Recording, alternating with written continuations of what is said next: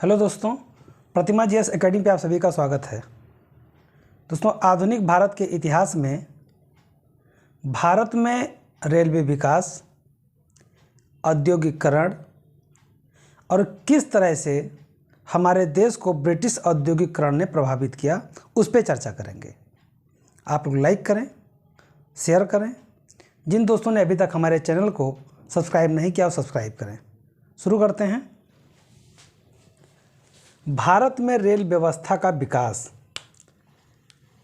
किसी देश में कोई नया कार्य जब किया जाता है, जब उसकी आवश्यकता चरम पर हो, यानी आवश्यकता अनिवार्य हो। भारत में ऐसी क्या आवश्यकता थी कि रेलवे विकास के लिए ब्रिटेन में हलचल था। रेलवे का विकास होना था भारत में और जल्दबाजी थी ब्रिटेन में। क्यों?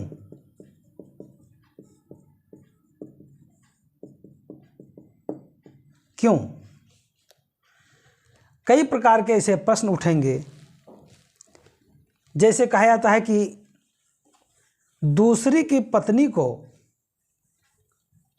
सजाना संवारना जिस तरह का भी निंदनीय होता है, उसी तरह का भारत में इन सब चीज़ों का विकास करना तिलक ने निंदनीय माना था।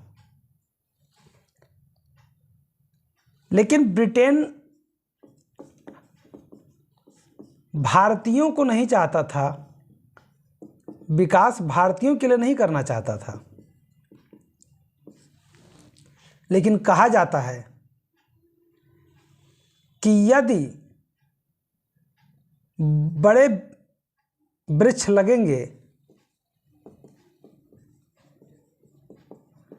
लगेंगे तो छांव पड़ोसी को भी मिलेगा। छांव जो उधर से गुजरेगा यानी राही को भी मिलेगा। ब्रिटेन में आवश्यकता इसलिए थी क्योंकि जिस समय भारत में रेलवे विकास की चर्चा हो रही है, उस समय अमेरिका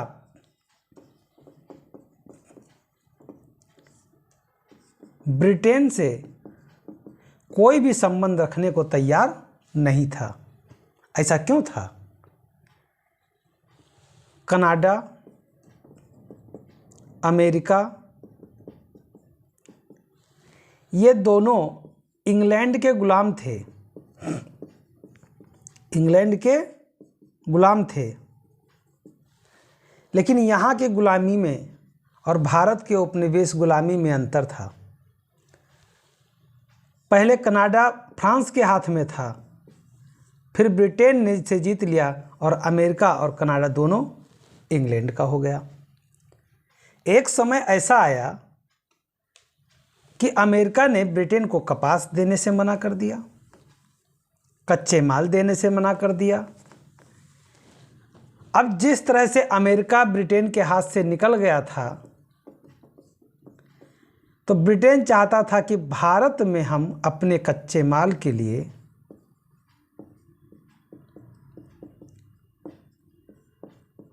लिए व्यवस्था करें। क्यों? पहले चीज तो भारत में कोयला, दूसरा भारत में लोहा, तीसरा भारत में कपास। ये जो तीन प्रमुख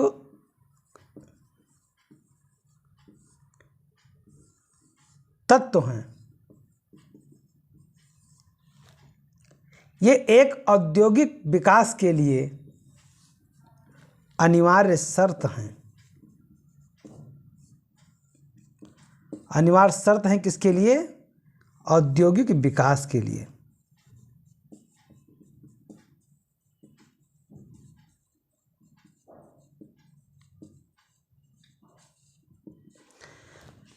अगर कहीं पे औद्योगिक विकास होना है तो वहाँ पे कोयला और लोहा का होना बहुत ज़रूरी है। और यदि कॉटन इंडस्ट्री यानी कपड़ा उद्योग को बढ़ावा देना है तो कॉटन को यानी कपास को बढ़ावा देना होगा।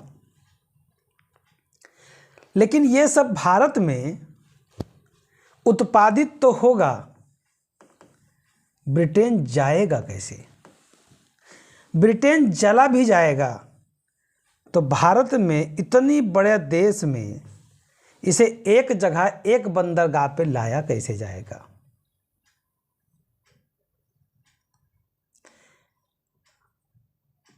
इतने बड़े देश में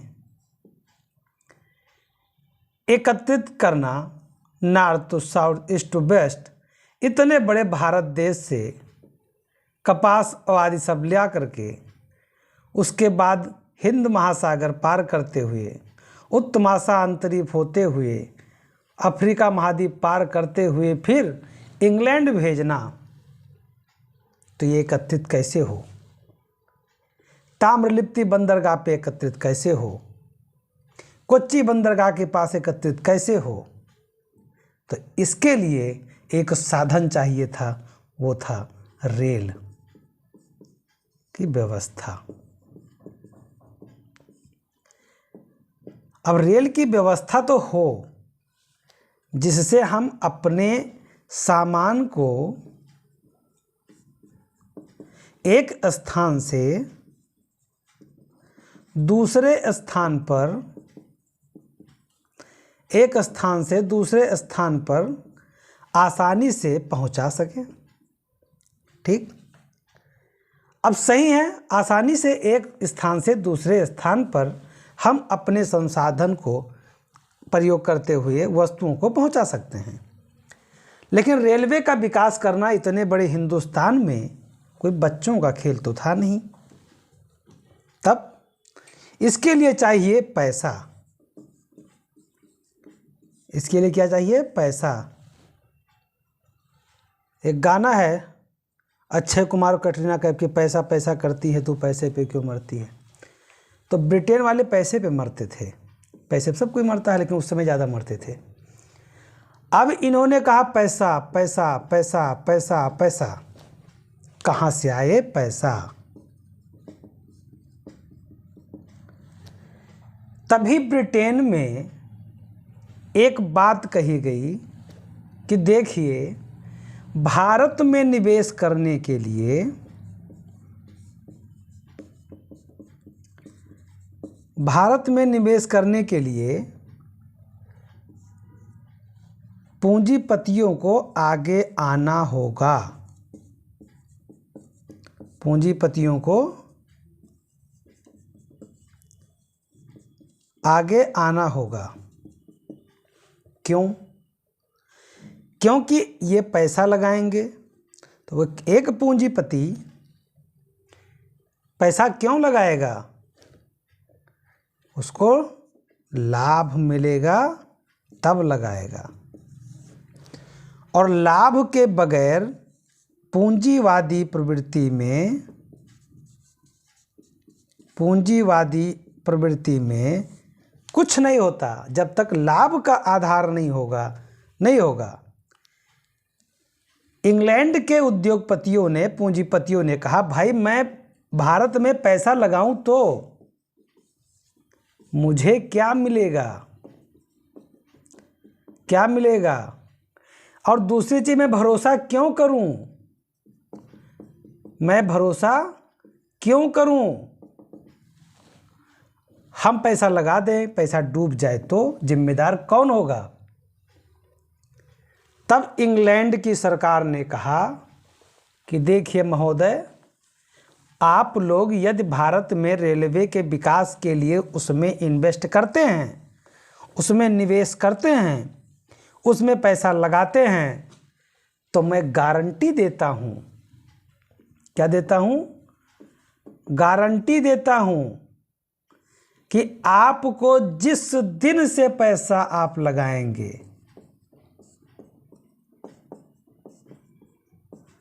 जिस दिन से पैसा लगाएंगे उसी दिन से आपको ब्याज मिलना शुरू हो जाएगा। और वो भी ऐसा वैसा ब्याज नहीं, 4.4 से लगभग 5% के दर से ब्याज दिया जाएगा। विकास चाहे वहाँ हो ना हो, इसके लिए आपको टेंशन लेने की ज़रूरत नहीं है।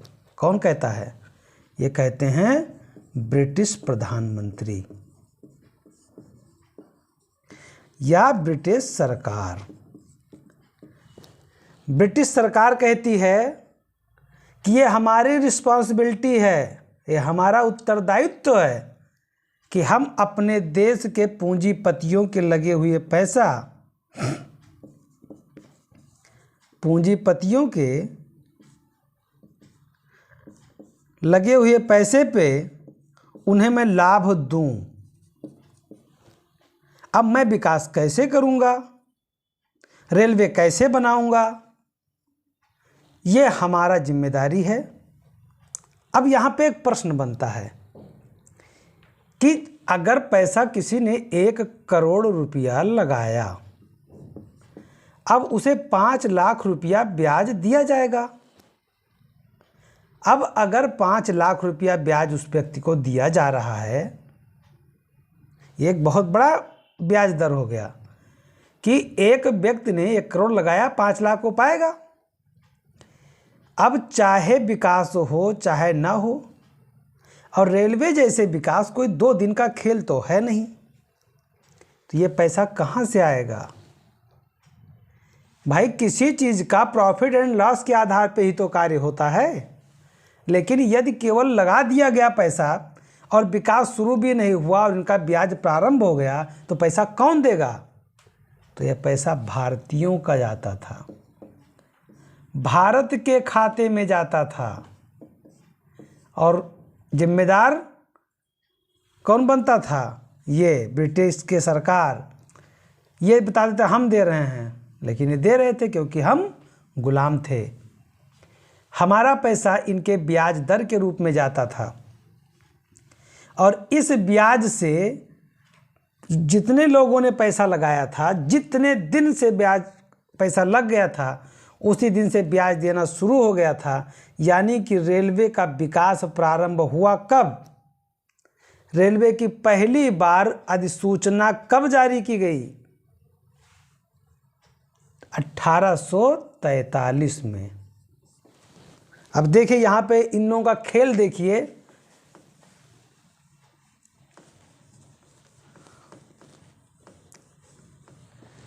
पूरे विश्व में पहली बार रेलगाड़ी सितंबर 1825 में चलाया गया था। सितंबर 1825 में ब्रिटेन में पहली रेलगाड़ी चली थी। रेलगाड़ी चली थी विश्व में। सितंबर 1825 के पहले कहीं भी रेलगाड़ी नहीं चली थी। सितंबर 1825 को ब्रिटेन में पहली बार रेलगाड़ी चलाई गई थी, और उसके बाद में इसके 18 साल बाद भारत में रेलगाड़ी चलनी चाहिए। इसके लिए सबसे पहले विचार दिया था रोलैंड मैकडोनाल्ड स्टीफेंस। रोलैंड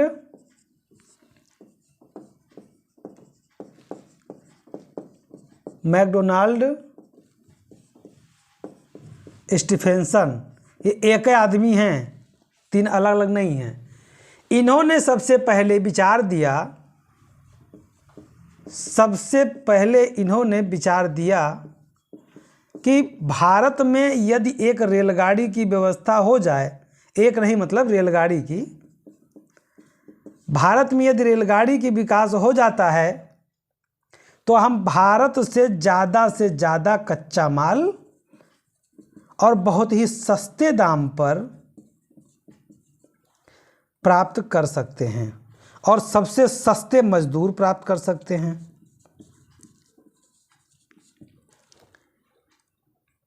जब रोलैंड मैकडोनाल्ड स्टीफेंस ने ये बात कही तो ब्रिटेन में बैठे उद्योगपतियों ने विचार किया, बात तो सही है, क्योंकि 1843 तक आते आते 1688 में गौरवपूर्ण क्रांति हुआ था ब्रिटेन में, और उसके बाद लगभग 160 वर्ष बीत चुका था, और 160 वर्ष में ब्रिटेन में अच्छी खासी औद्योगिक विकास हो चुका था, और वहाँ के मजदूर अब महंगे हो चुके थे।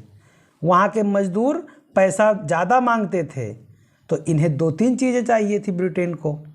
एक तो सस्ते मजदूर चाहिए, दूसरा सस्ता कच्चा माल चाहिए, और तीसरा उसके बाद बने हुआ प्रोडक्ट के लिए बाज़ार चाहिए। अब इन तीनों चीज़ों का समन्वय एक था। क्या क्या चाहिए था उन्हें? एक तो सस्ता कच्चा माल चाहिए, उसके बाद सस्ता मजदूर चाहिए, उसके बाद में बने हुए माल के लिए बाजार चाहिए, और इन सब के आवागमन के लिए साधन चाहिए, और साधन ऐसा कि पूरे भारत में फैल जाए, तो रेलगाड़ी चाहिए। रेलगाड़ी के विकास के लिए पैसा चाहिए, पैसा लगाएंगे उद्योगपति, उद्योगपति को ब्याज दिया जाएगा भारत के खाते से। भारत होगा 4.4 से लेकर के 5% तक। यानी इन सभी के विकल्प के आधार पे भारत में रेलगाड़ी का प्रावधान किया गया था, और रेलगाड़ी का प्रावधान करने के पश्चात यहाँ पे पहली बार 1853 में 1800 यानी अप्रैल 1853 में बम्बई से ठाणे के मध्य 34 किलोमीटर में प्रथम रेलगाड़ी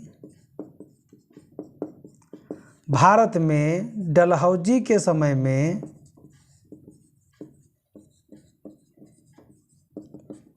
चलाया गया था।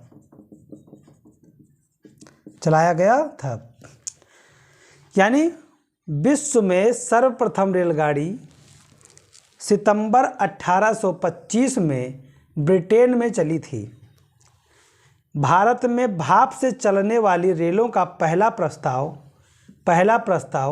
1843 में इंग्लैंड में रखा गया था।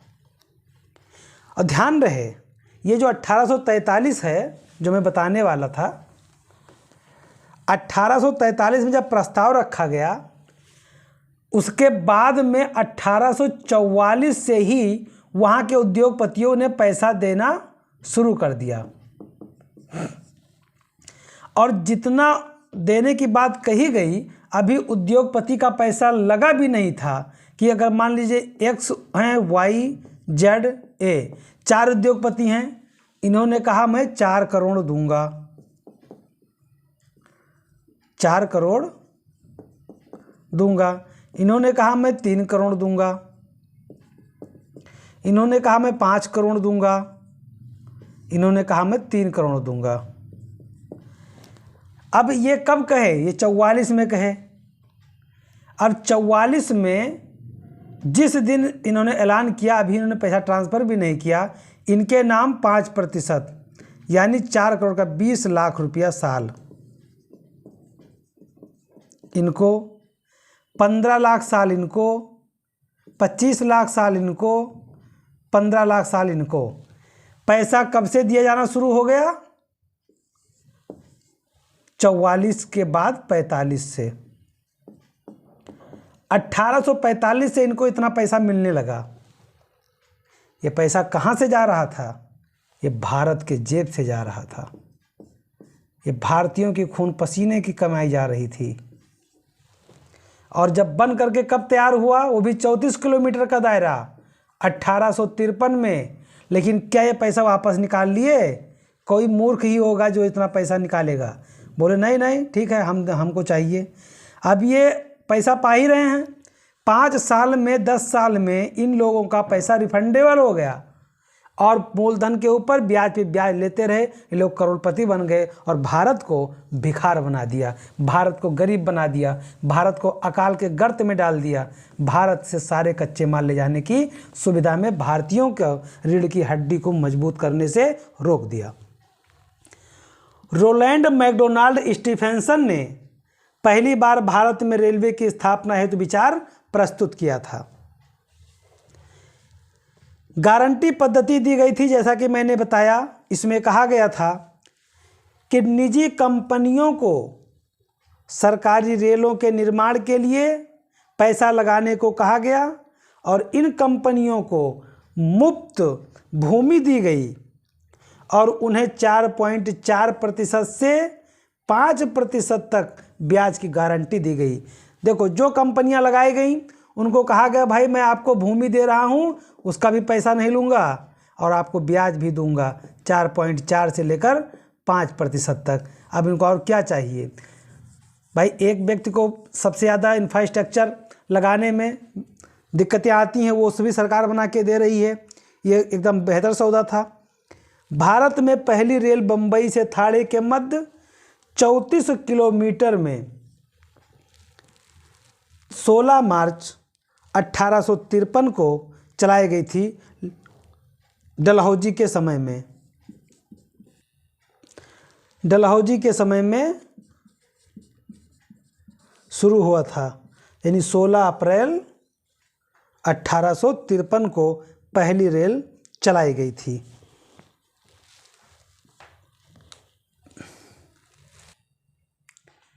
(1884) में संसदीय प्रवर समिति की नियुक्ति की गई। संसदीय प्रवर समिति की नियुक्ति, और यह समिति क्यों बनाई गई थी? भारत सरकार मतलब उस समय का ब्रिटिश भारत सरकार, इन्होंने रिपन के समय में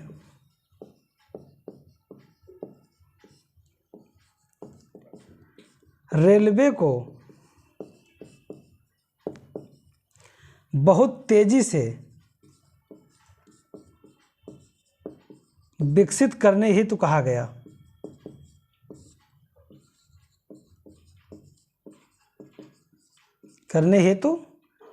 गया। और रेलवे का विकास काफ़ी तेजी से हो सके, इसके लिए 1884 में एक संसदीय प्रवर समिति की नियुक्ति किया गया। संसदीय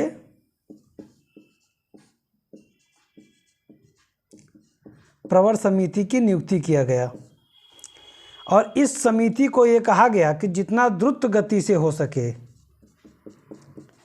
रेलवे के पटरी बिछाने का कार्य किया जाए और उससे संबंधित जितने भी ब्यौरे हैं उसको आगे बढ़ाया जाए।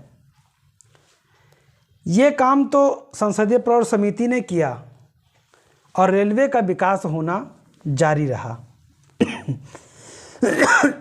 सॉरी। आगे चल करके जब लॉर्ड कर्जन गवर्नर जनरल बने तो रेलवे लाइन का सर्वाधिक विकास लॉर्ड कर्जन के काल में हुआ। सर्वाधिक विकास लॉर्ड कर्जन के समय में हुआ और इन्हीं के समय में रेलवे के प्रबंध की जांच करने के लिए 1901 में टॉमस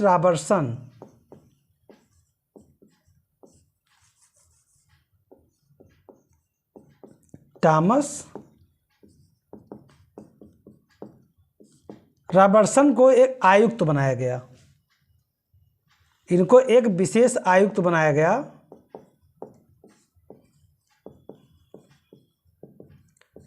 किस लिए? जो रेलवे का प्रबंध है, उसका मैनेजमेंट है, उसकी जांच करने के लिए।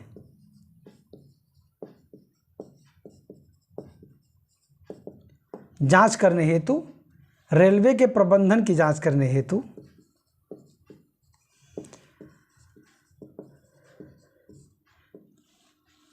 टॉमस रॉबर्टसन के नेतृत्व में विशेष आयुक्त इन्हें नियुक्त किया गया और एक टीम बनाई गई कि राज्यों में जो रेलवे का विकास हो रहा है उसका प्रबंधन किस तरह से हो रहा है, इसकी जांच के लिए 1901 में। 1905 में उद्योग व वाणिज्य विभाग के अधीन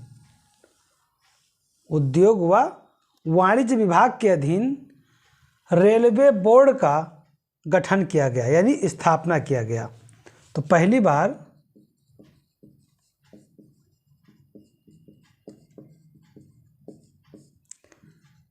रेलवे बोर्ड का गठन कब किया गया था? 1905 में। 1905 में किया गया था और सितंबर 1916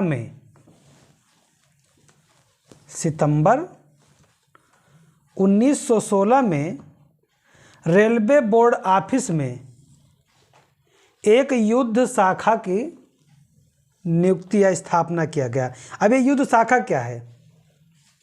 आरपीएफ का नाम सुने हैं आप लोग? RPF, railway police force.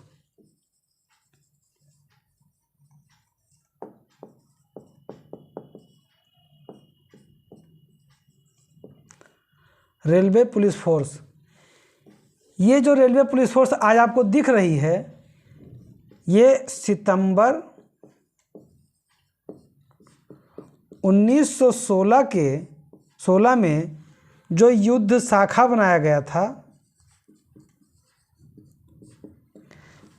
तो युद्ध शाखा तो हट गया, लेकिन आरपीएफ की नियुक्ति आज़ाद भारत में आज भी होता है। ये रेलवे के सुरक्षा के लिए बनाए गए थे। युद्ध शाखा की जो स्थापना किया गया था वो रेलवे के सुरक्षा के लिए किया गया था। 1917 में यातायात नियंत्रक की नियुक्ति किया गया था। यातायात नियंत्रक की नियुक्ति जैसे वर्तमान में DRM, director of railway management, तो यातायात नियंत्रक की नियुक्ति 1916 में किया गया था। वर्तमान में अगर DRM का दौरा होता है तो पूरी की पूरी ट्रेन जो है उनके लिए व्यवस्थित कर दी जाती है।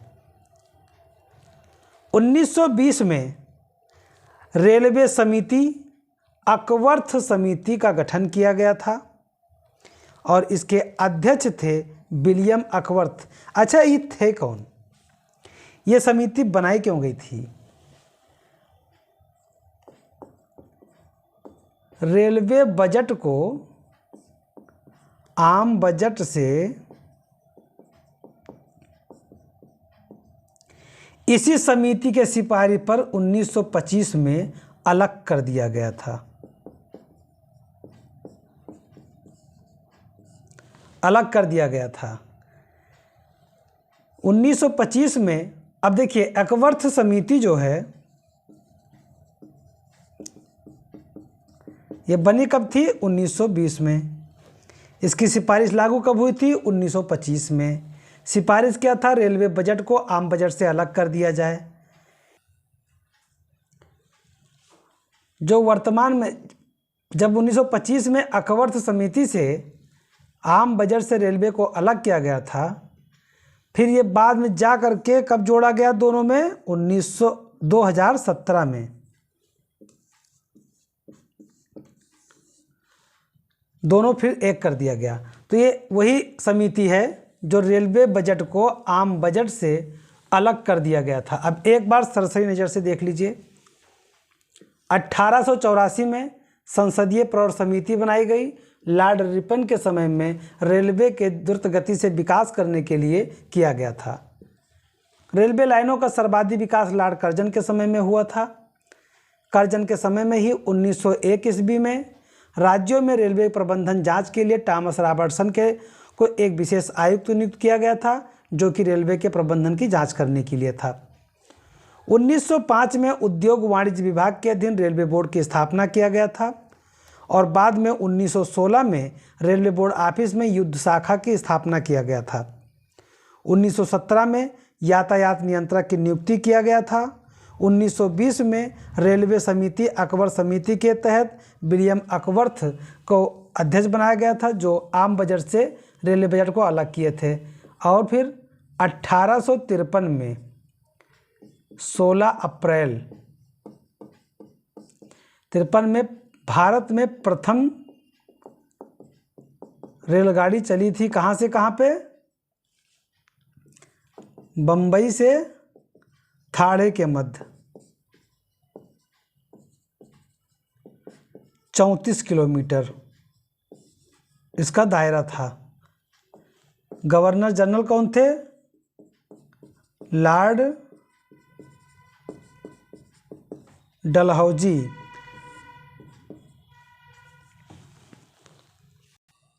परिवहन एवं संचार 1785 में वारेन हेस्टिंग ने ग्रैंड टैंक रोड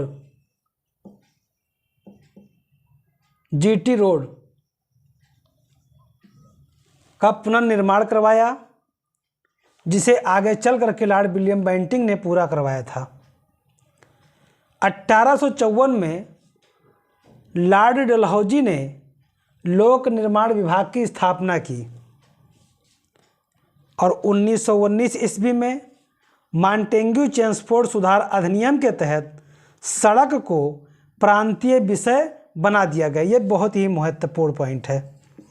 अब इन तीनों में रेलवे, सड़क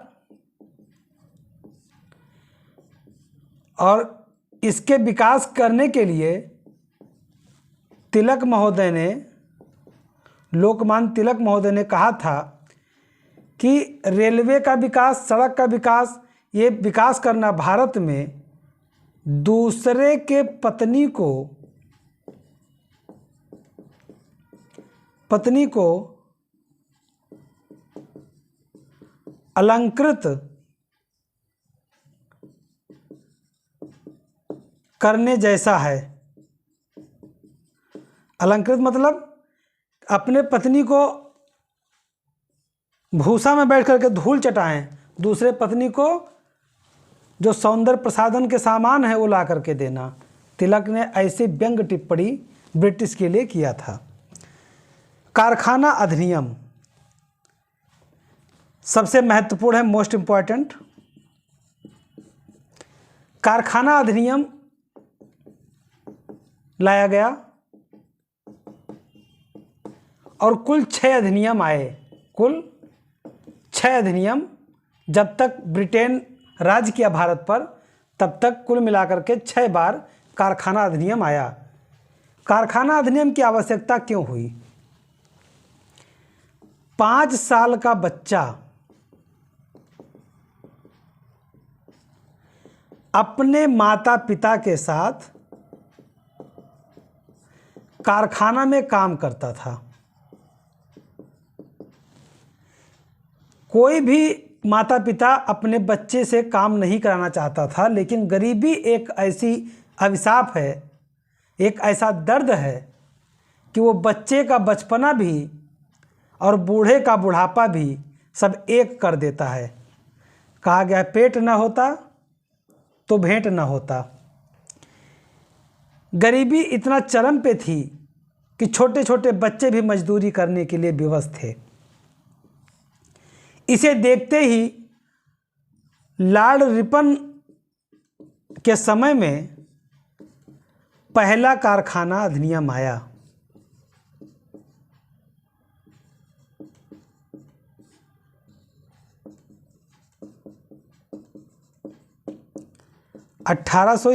में 1881 में लॉर्ड रिपन के समय में पहला कारखाना अधिनियम आया और इसका उद्देश्य ही था बाल संरक्षण एवं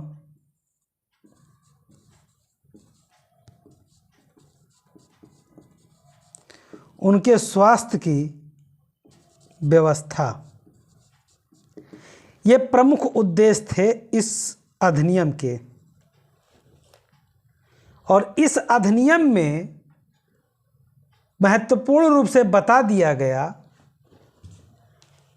और ऐसे कारखानों को अधिसूचना जारी कर दी गई जहां कम से कम 100 श्रमिक काम करते थे। 100 से नीचे श्रमिक वाले कारखाना में ये प्रावधान लागू नहीं था, लेकिन जिस कारखाना में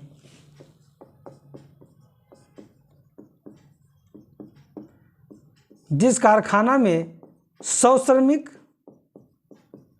या उससे ज़्यादा थे, वहाँ के लिए कारखाना अधिनियम पहला लागू हुआ और उसमें कहा गया कि 7 वर्ष से नीचे उम्र के बच्चे किसी भी कारखाना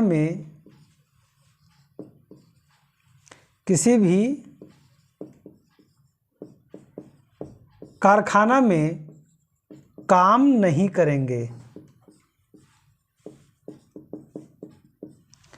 उम्र 7 वर्ष और 7 से 12 वर्ष के बच्चे, 7 साल से 12 साल तक के बच्चों के लिए कार्य समय निर्धारित कर दिया गया।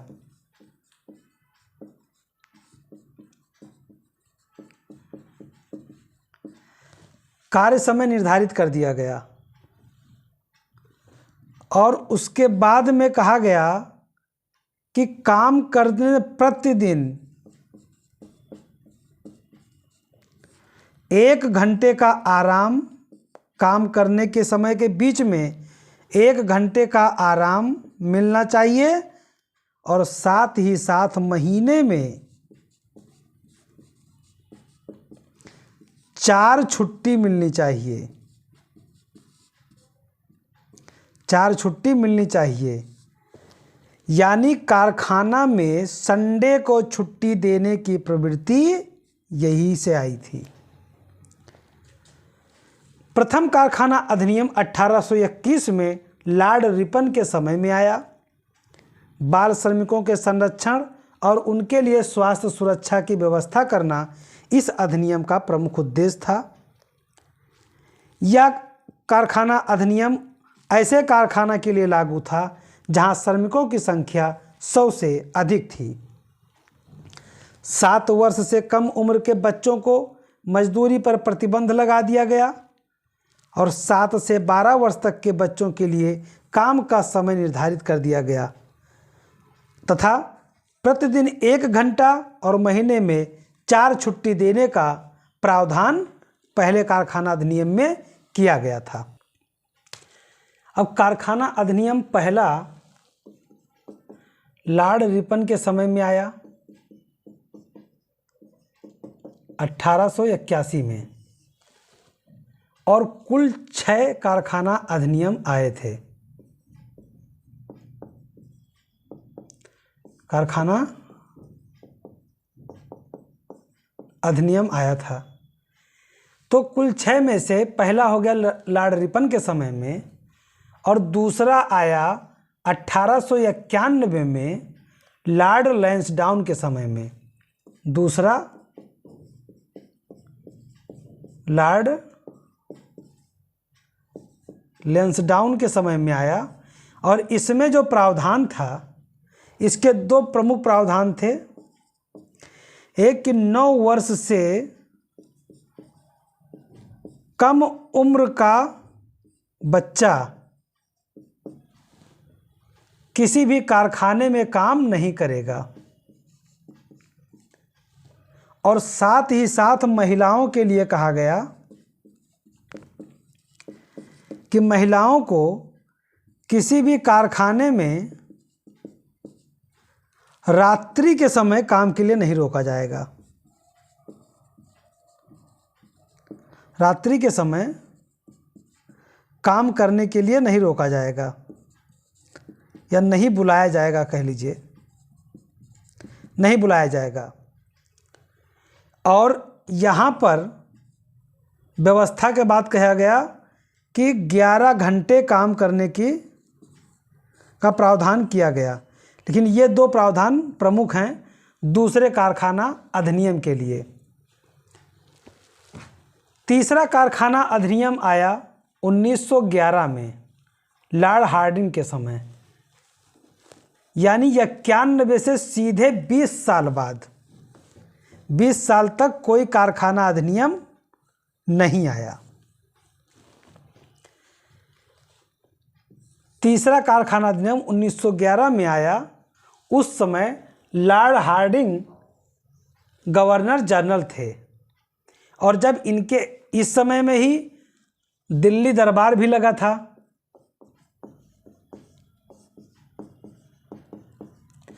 और दिल्ली दरबार में जॉर्ज पंचम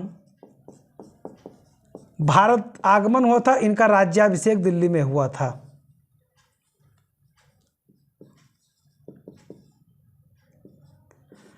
और इसके तहत कोई व्यवस्था गड़बड़ हो उसके पहले इन्होंने कारखाना अधिनियम लागू करवा दिया था। यानी तीसरा कारखाना अधिनियम 1911 में आया। चौथा कारखाना अधिनियम 1922 में आया, और इस समय गवर्नर जनरल थे लॉर्ड रीडिंग। उसके 12 साल बाद पांचवा कारखाना अधिनियम आया 1934 में, और इस समय गवर्नर जनरल थे लॉर्ड वेलिंगटन। और ब्रिटिश भारत का अंतिम कारखाना अधिनियम 1944 में आया था। उस समय गवर्नर जनरल थे लॉर्ड बेवेल। मैंने इसको इसलिए बताया है, कई बार क्या होता है कि प्रश्न देता है निम्नलिखित कथनों पर विचार कीजिए और सम्मिलित करते हुए सही उत्तर का चयन कीजिए। तो एक तरफ कारखाना अधिनियम दे देगा और एक तरफ गवर्नर जनरल दे देगा और मिलाने को दे देगा। तो इसलिए इसको मैंने लिखवा दिया है, जिसे आप लोग नोट कर लीजिएगा। तो दोस्तों, मैं अपने क्लास को यहाँ पे समाप्त करता हूँ। धन्यवाद। जय हिंद, जय भारत।